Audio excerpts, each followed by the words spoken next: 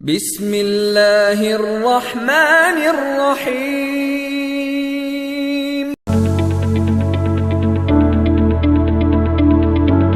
السلام علیکم ورحمۃ اللہ۔ دوستوں، اگر آپ سے کوئی پوچھے کہ دنیا میں سب سے پہلا حج کس نے کیا تو شاید آپ نہیں بتا پائیں گے، تو آپ کی معلومات کے لیے بتا دیں، لیکن اس سے پہلے آپ سے گزارش ہے کہ اس ویڈیو کو آخر تک ضرور دیکھیں تاکہ آپ کی معلومات میں اضافہ ہو سکے۔ تو دوستوں، سعودی عرب کے مکہ شہر میں کعبہ شریف کی تعمیر تو حضرت آدم علیہ السلام کے دور میں ہی ہو چکی تھی۔ روایتوں میں ملتا ہے کہ اللہ تعالیٰ نے جب آدم علیہ السلام کو جنت سے زمین پر بھیجا تو حضرت آدم علیہ السلام نے اللہ کے حکم سے پہاڑوں سے پتھر لا کر خانہ کعبہ کی تعمیر کی، لیکن اس کے ہزاروں سال بعد جب حضرت نوح علیہ السلام کے زمانے میں جو خطرناک طوفان آیا، اس طوفان میں کعبہ شریف کا ڈھانچہ ڈھہ گیا، لیکن اتنے بڑے طوفان کے بعد بھی کعبہ شریف کی بنیاد باقی رہی۔ تو آج سے تقریباً 4000 برس پہلے مکہ کے اندر کوئی نہیں رہتا تھا۔ پھر حضرت ابراہیم علیہ السلام اللہ کے حکم سے اپنی زوجہ حضرت بی بی ہاجرہ اور بیٹے حضرت اسماعیل علیہ السلام کو لے کر روانہ ہوئے اور اس مقام پر پہنچے جہاں پر آج مکہ شہر واقع ہے۔ دوستوں، اس دور میں وہاں پر نہ کوئی عمارت تھی، نہ پانی، نہ آبادی، درختوں کے نام پر صرف ببول کی جھاڑیاں ہوتی تھیں۔ حضرت ابراہیم علیہ السلام نے بیوی اور بچے دونوں کو تھوڑا سا پانی اور کھجوریں دے کر وہاں بٹھا دیا اور پھر آپ علیہ السلام شام کی طرف روانہ ہو گئے۔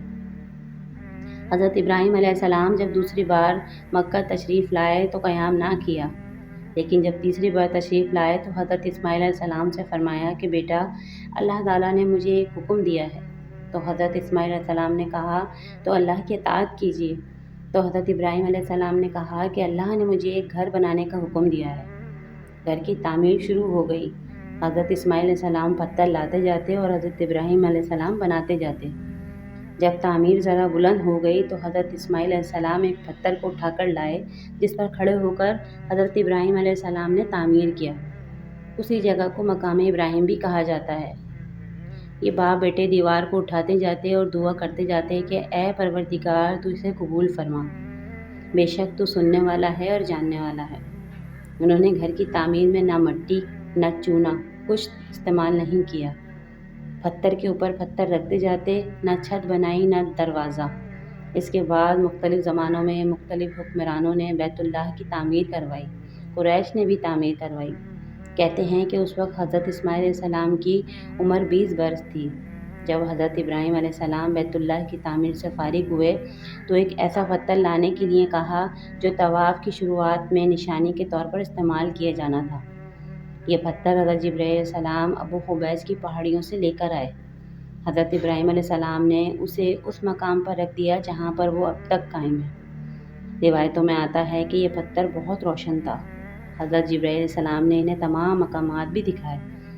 اور دوستوں، جب حضرت ابراہیم علیہ السلام کو اللہ تعالیٰ کی طرف سے لوگوں کو حج کرنے کی دعوت دینے کا حکم ہوا تو حضرت ابراہیم علیہ السلام نے اللہ سے سوال کیا کہ اے میرے رب، یہاں پر کون ہے جو کہ میری آواز کو سنے؟